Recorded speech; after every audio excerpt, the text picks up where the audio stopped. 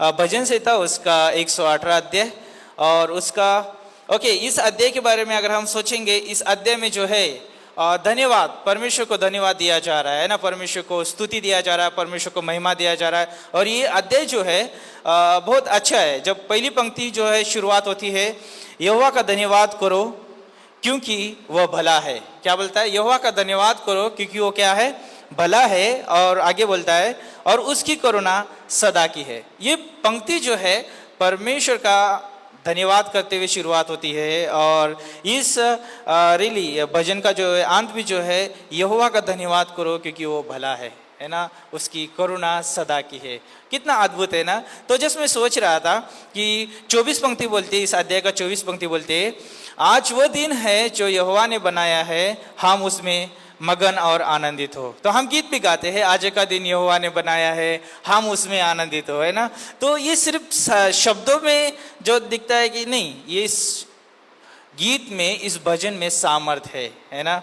हम ये जो सिर्फ रविवार के दिन नहीं है, ये प्रतिदिन गाने के लिए, ये वो भजन जो है प्रतिदिन के लिए है कि हम प्रतिदिन बोल सकते हैं आज का दिन यहोवा ने बनाया है और हम उसमें आनंदित है ना। कितनी अद्भुत बात है। जिसमें सोच रहा था कि यहोवा ने, परमेश्वर ने ये दिन बनाया है ना, और ये दिन जो है परमेश्वर का है और इसमें हमें आनंदित रहना है।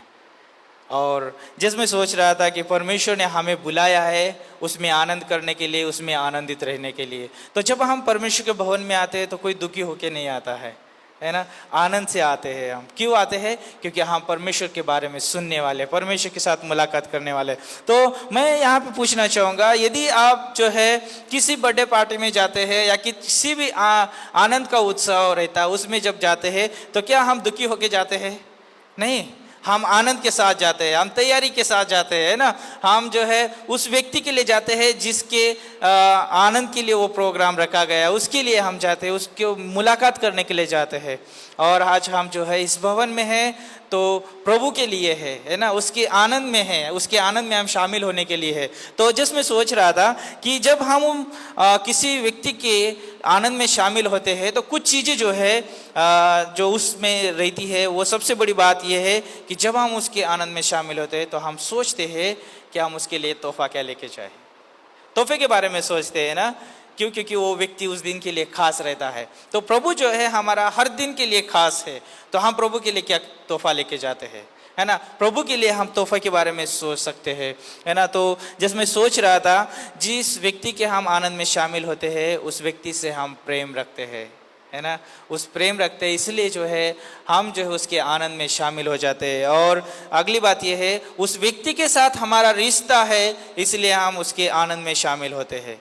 और अगली बात यह है कि हम उसका आदर और सम्मान करने के लिए हम उसके आनंद में शामिल होते हैं, क्योंकि उस आनंद का जो है हकदार वही है ना। और बोलते हैं कि और आदर के योग्य है ना, उस योग्य है, वो आनंद के योग्य है। तो हमारा परमेश्वर जो है उन सारी चीज़ों के योग्य है, क्योंकि हम उसके आनंद में शामिल होते हैं। तो हमें ये याद रखना है क्योंकि हम परमेश्वर से प्रेम रखते हैं, इसलिए हम जो है उसके भवन में आते हैं, आनंद के साथ आते हैं, है ना। और जब हम लौट के जाते हैं एक आनंद से भरकर जो है हम लौट के जाते हैं, क्योंकि हम उससे प्रेम रखते हैं। हमारा रिश्ता जो है उस परमेश्वर के साथ है, इसीलिए जो है हम उसके आनंद में शामिल हो जाते हैं।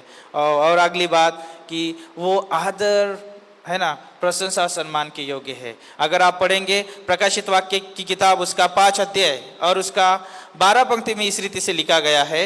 और ये जो है बोलता है वचन में, और वे ऊंचे शब्द से कहते थे, वध किया हुआ मेमना ही सामर्थ और धन और ज्ञान और शक्ति और आदर और महिमा और धन्यवाद के योग्य है। कितनी अद्भुत बात है ये। वो मेमना जो हमारे लिए मारा गया, है ना, हमारे पास आनंद नहीं था, लेकिन उस मेमने की वजह से, उस यीशु मसीह की वजह से हमारे पास आनंद आया। और आनंद जो है पवित्र आत्मा का फल है, वो हमारे अंदर डाला गया है पवित्र आत्मा के द्वारा। तो इसलिए जो है हम प्रभु में सदा आनंदित रहते हैं, है ना, हर दिन आनंदित रहते हैं। तो मैं आपको सभी को प्रोत्साहन देना चाहूँगा कि हम जो है जिस भी आनंद के फंक्शन में हम शामिल होते हैं, हर्ष के फंक्शन में शामिल होते हैं, तो हम तोहफे के बारे में सोचते हैं, है ना। लेकिन इस यीशु मसीह के आनंद में शामिल होते हैं तो यहाँ पर भी हम तोहफे के बारे में सोचना है। लेकिन जब किसी के किसी को हम तोहफा लेके जाते हैं तो व्यक्ति जो है उसकी कीमत देखता है या तोहफे को जो है ऊपर नीचे देख सकता है, लेकिन यीशु मसीह हमारे क्या तोहफे की कीमत नहीं देखता है।